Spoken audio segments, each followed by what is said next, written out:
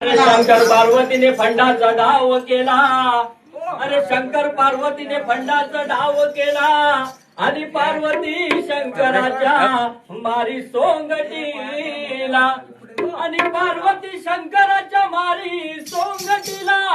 अगाशा खेळाचा बाई या शंकराला राग आला.